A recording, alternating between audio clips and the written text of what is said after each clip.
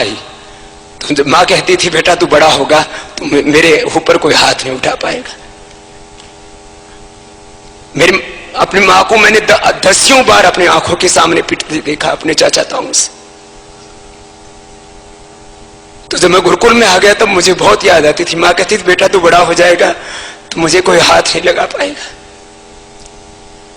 तो कई बार मैं परेशान हो जाता था कि मेरी माँ की कितनी इच्छाएं थी मुझसे, लेकिन फिर मैं हिम्मत करके अपने आप को रोकता था कि मैं खेत में जाता हूं, क्योंकि मैं तो किसान के घर में पैदा हुआ।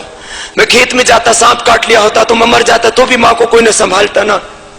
तो ऐसे करके अपने आप को रोक लेता था और पूर्ण दृढ़ता के साथ में मैंने अपने ब्रह्मचर्य व्रत का पालन किया। मां को बार बार भुलाने की कोशिश करता रहा, मोह नहीं था, लेकिन मां की कुछ बातें याद आती थी। जब मैंने संन्यास लिया, मेरी मां ने कभी, मैं इस बात को ईमानदारी से कह सकता हूं कि मुझे चिढ़ाने के लिए दूसरों ने कभी भी कह दिया होगा कि तेरा ब्याह करा देंगे। आज मेरी मां यहां बैठी है, मेरी मां ने कभी मुझे नहीं कहा कि बेटा तेरा ब्याह कराऊंगी। लोग कहते हैं ना कि मां को इच्छा होती बहू का मुंह देखने की। मेरी मां को इच्छा हुई होगी, मुझे नहीं पता हुई होगी नहीं होगी, मैंने कभी पूछी भी नहीं। अब तो इसको भव्य भी मिल गई है, इसलिए मुझे लगता है कि वो इच्छा कभी रही भी होगी तो मिट गई होगी। तो जब मैंने संन्यास लिया तो मां बेहोश होके गिर गई। सबको पता है, जो 15-20 उस समय के यहां लोग बैठे हैं जो उस समय संन्यास दीक्षा में आए। मां बेहोश होके गिर गई, फिर उठे, फिर गिर जाए। लेकिन आज मैं इस बात से संतुष्ट हूं कि जितने भी मां के कष्ट थे, मेरे अनुज भ्राता बालकृष्ण जी ने एक बात कही कि जब तुम इस भारत माता और इस भारत माता में बसने वाली करोड़ों माताओं के दर्द को दूर करने के लिए आते हो तो वो जगत जननी मां तुम्हारे मां के सारे दुखों को अपने आप हर लेती है।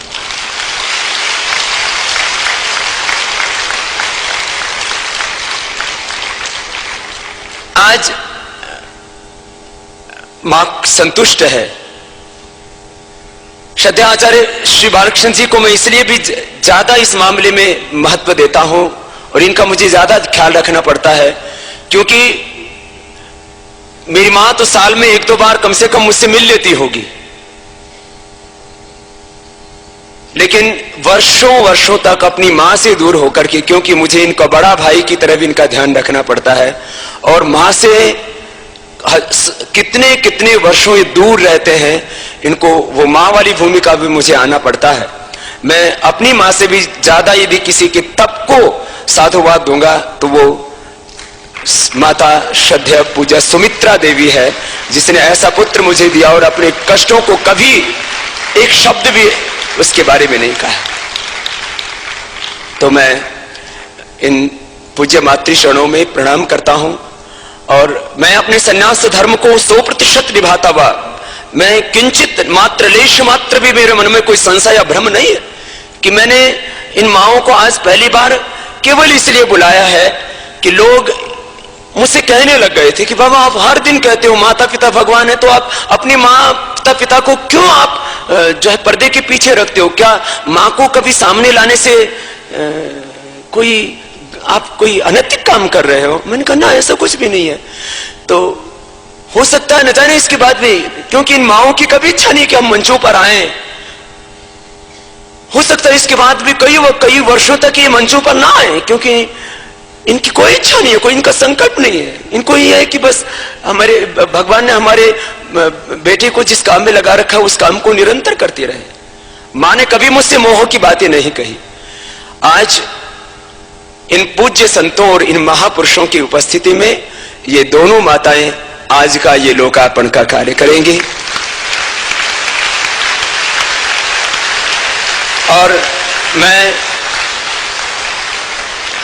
आचार्य जी को कहूंगा कि क्योंकि मैंने कभी कभी विनोद में मां का नाम जरूर बताया है और पिता का भी नाम बता देता हूं, ऐसे कोई पिता से मेरा कोई वैर नहीं है। पिताजी कठोर जरूर है, वो अब आज वो यहाँ पर हैं। उनकी कठोरता से मैं पहले तो असहमत था, लेकिन आज मैं पूरी दृढ़ता के साथ कह सकता हूं, यदि मेरे जीवन में नियम मर्यादा के प्रति जो कठोरता है वो पिता से आई है, और मेरे अंदर जो ममता और करुणा है, प्रेम है, वो अपनी मां से आया है। तो मुझे कोई शिकायत नहीं है पिताश्री से। लेकिन अब बात यदि की जाए तो मैं जो है, अब ये पक्षपात कहिए जो भी कहिए, मुझे यदि प्राथमिकता के आधार पर कहा जाए तो मैं मां को नंबर ज्यादा दूंगा। वो अब जो है वो अपने अपने मूल्यांकन की बात है। तो खैर, मैं श्रद्धेय आचार्य बागशन जी से कहूंगा कि मेरी जिस माँ ने मुझे जन्म दिया, क्योंकि माँ ना होती तो मैं ना होता इस धरती पर, और फिर कुछ भी ना होता। ये सारा सृजन, उसका यदि सारा श्रेय, मूल प्रमुख श्रेय, प्रथम श्रेय, यदि ये संपूर्ण सृजन और इस मुझसे जो कुछ भगवान करा रहा है, तो उसका प्रथम श्रेय माँ को जाता है।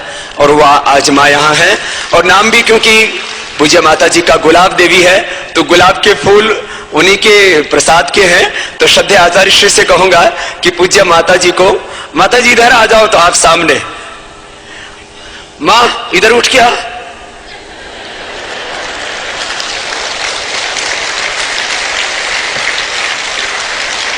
माता जी, सुमित्रा जी, तो मैं कहूं आज जो है आचार्य बागशन जी से कहोगा कि गुलाब को तो ये एक गुलाब का फूल तो इसने शरीर से पैदा किया, ये दूसरा गुलाब का फूल शरीर से नहीं, आत्मा से, मन से पैदा हुआ। तो आचार्य बागशन जी माता गुलाब देवी का, मां इधर, और पूज्य माता सुमित्रा जी का मैं अभिनंदन करता हूं।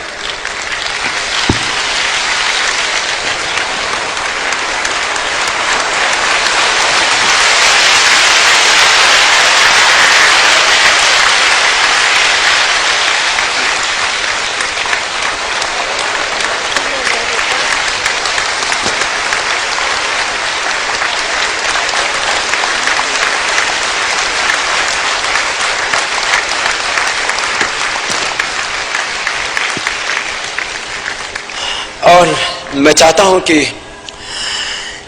दुनिया में जितने भी बुजुर्ग माँ बाप हैं, कोई भी बेटा अपने माँ बाप को घर से ना निकाले। मैं एक सन्यासी होकर के भी माँ का यदि सम्मान कर सकता हूं, तो आप तो गृहस्थ होकर के, मुझे लगता है जैसे आप अपने घर में भगवान की प्रतिमा के लिए एक कमरा जरूर रखते हैं, अपने माँ बाप के लिए कमरा जरूर रखना। उनको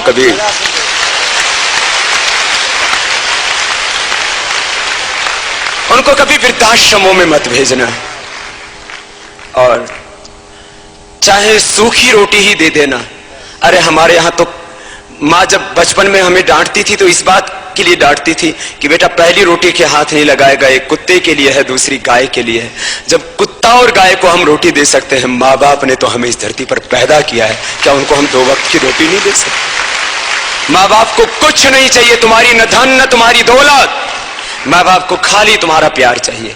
और मुझे लगता है कि हम सीखेंगे, और कहीं ना कहीं हमसे यदि भूल हुई है तो हम प्रायश्चित करेंगे। मैं कुछ और ना कहता हुआ, अब ये सामने मंच पर विराजमान जो महापुरुष हैं, इनसे प्रार्थना करूंगा। पीछे जो बैठे हुए महापुरुष हैं वो यही बैठेंगे अभी। ये उद्घाटन की औपचारिकता का काम हम इसको पूरा करके आते हैं। तब तक जिस भजन को मैं बार बार गुनगुनाता हूं, हरि यहाँ से मंदिर में ना मिलेंगे, गुरुद्वारे ना मिलेंगे, घर में ही बैठे हैं तेरे भगवान, कर ले माँ को प्रणाम, अपने पिता को प्रणाम, माता पिता को प्रणाम करेंगे। और सारे भाई बहन, आप बहुत ही अनुशासित योगी भाई बहन हैं, अपने अपने स्थानों पर बैठे रहेंगे। और हमारे मंच पर आसीन सभी